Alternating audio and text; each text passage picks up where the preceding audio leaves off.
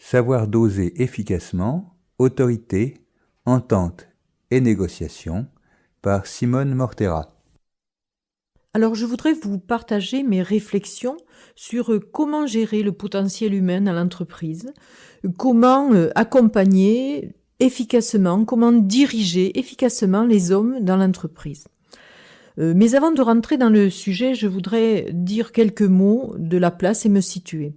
Je suis formatrice, je suis consultante en entreprise dans le domaine des ressources humaines. Et en même temps, je co-dirige un petit cabinet de formation auquel nous avons annexé un département d'édition de cassettes audio à texte.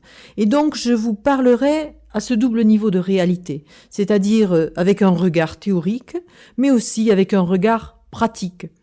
Et d'ailleurs, à partir de cette connaissance de terrain, je crois pouvoir dire aujourd'hui que les entreprises qui veulent réussir ne peuvent pas ignorer les ressources humaines. Je dirais que nous savons trop bien combien les tensions, combien les malentendus, combien les différends en entreprise sont coûteux. Coûteux en temps, coûteux en énergie, coûteux en stress et donc forcément coûteux en argent. Et à partir de là, nous pouvons donc comprendre que la gestion des ressources humaines va être soit source de perte si c'est pas géré ou mal géré, soit source de gain et source de profit aussi pour l'entreprise.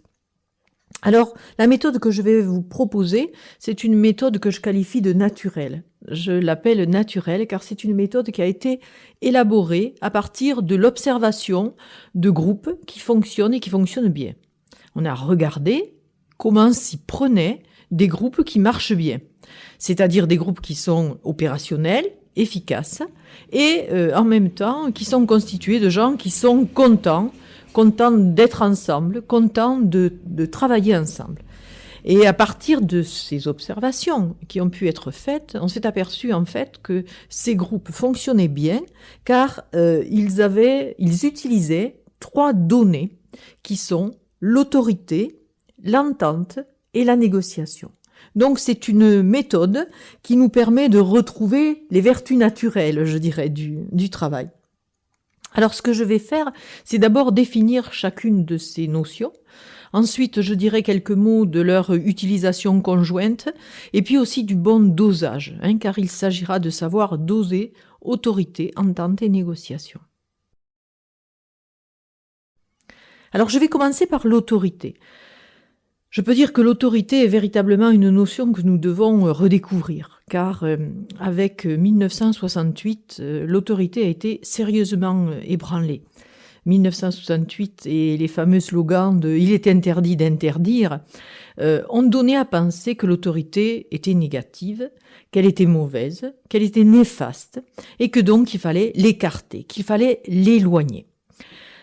Aujourd'hui, ce que nous devons redécouvrir, c'est justement l'importance et les vertus de l'autorité. Nous devons réhabiliter l'idée de diriger, de conduire, de pouvoir, et peut-être quitter le mythe de l'autogestion pour redonner sa juste et sa bonne place à l'autorité.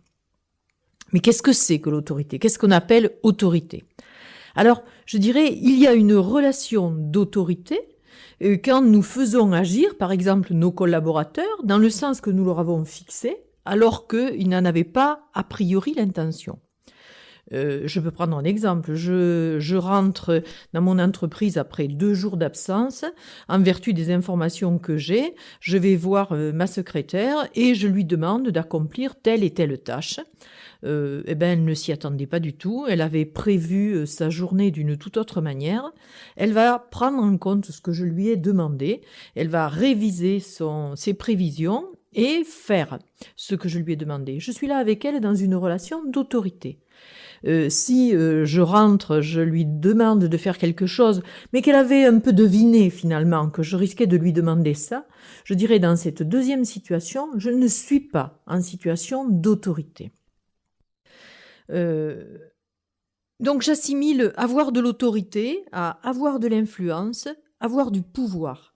Si on voulait écrire l'autorité sous forme de formule, je dirais A a du pouvoir sur B, quand B agit comme A le souhaite, sans que B l'ait forcément voulu. En tout cas, B n'aurait pas agi comme cela sans l'intervention de A. Donc la personne fait parce qu'on lui a dit et demandé de faire. Voilà donc la définition que je donnerai de l'autorité. Mais pour aller plus loin, peut-être la question à se poser, c'est mais pourquoi faire? À quoi ça sert? Est-ce que c'est vraiment nécessaire? Quelles sont les fonctions de l'autorité? Eh bien, l'autorité a deux fonctions. Une première fonction, c'est une fonction de protection. L'autorité, elle protège, elle rassure. Pourquoi? Parce qu'elle sert à définir un cadre, une structure, elle donne des repères, des limites, elle permet de se situer. Je pourrais là évoquer une petite discussion que j'avais avec un chef d'entreprise qui me dit, alors qu'il était en train de faire une embauche, il me dit « Ah, j'hésite entre trois personnes. Là, je viens de recevoir une jeune femme, elle paraît bien. » Nous espérons que vous avez apprécié cet aperçu. Pour continuer à écouter ce livre audio sur Google Play Livres, utilisez le lien dans la description de la vidéo.